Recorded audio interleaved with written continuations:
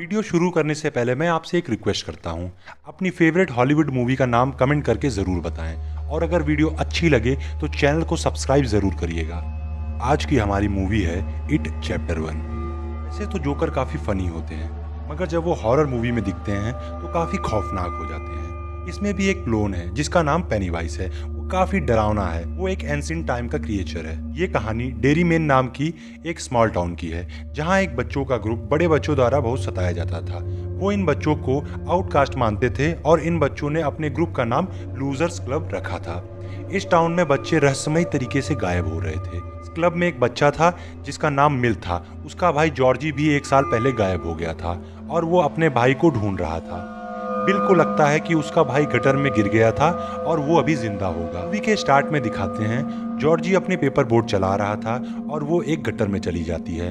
वहाँ उसे एक क्लाउन मिलता है जो उसे पेपर बोट वापस लौटाने का लालच देके अपने पास बुलाता है। जैसे ही जॉर्जी उसके पास जाता है, उस क्लाउन के सैकड़ों दांत बाहर आते हैं और जॉर्जी के हाथ को पूरा खा जाते हैं और फिर वो जॉर्जी को अंदर खींच लेता है। बिल को इन बातों का पता नहीं था, तो उसे लगता है उसका भाई अभी जिंदा होगा।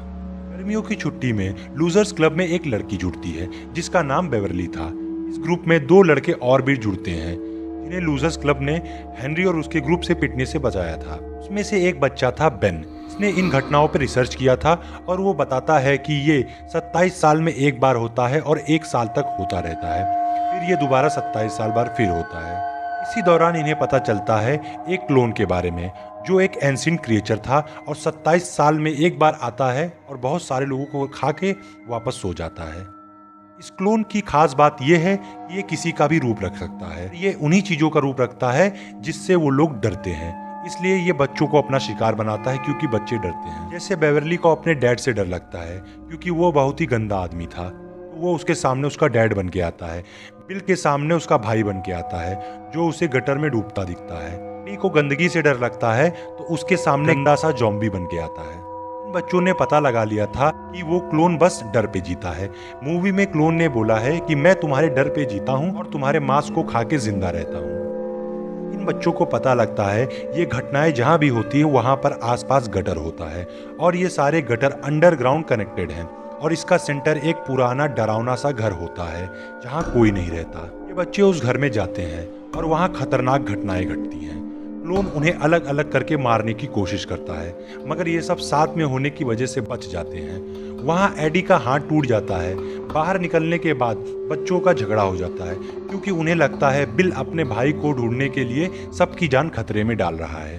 वो सब अलग हो जाते हैं और घर चले जाते हैं। कुछ दिन बाद सबको पता चलता है कि पेनीवाइज बेवरली को उठा ले गया है।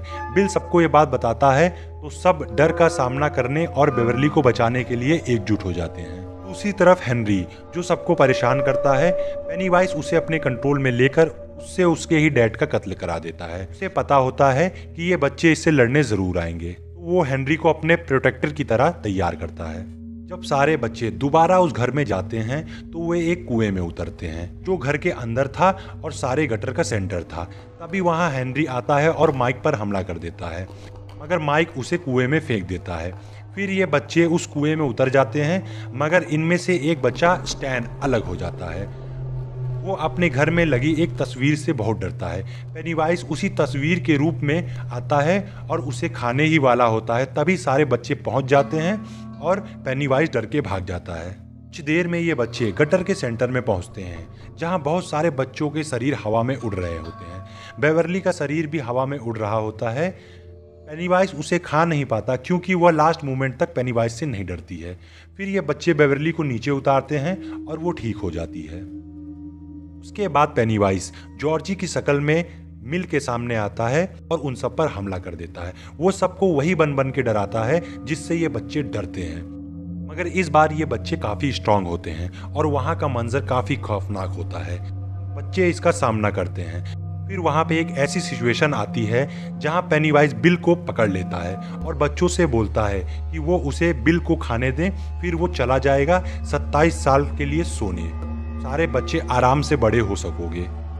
मगर ये बच्चे उससे डरते नहीं हैं और उससे लड़ते हैं। फिर पेनीवाइज हार के एक वेल में चला जाता है, मगर वो मरता नहीं है। वो 27 साल बाद फिर वापस आएगा, तब तक ये बच्चे बड़े हो चुके होंगे। मूवी के एंड में बच्चे ब्लड प्रॉमिस करते हैं कि अगर पेनीवाइज वापस आता है तो हम भी वापस आएंगे उसका सामना करने के लिए। ये मूवी यहीं पे खत्म हुई। ओके गाइस, वीडियो कैसी लगी कमेंट करके जरूर बताइएगा। वीडियो को लाइक कीजिएगा, चैनल को सब्सक्राइब कर दीजिएगा। फिर मुलाकात होगी, तब तक कीप स्माइलिंग, बी हैप्पी।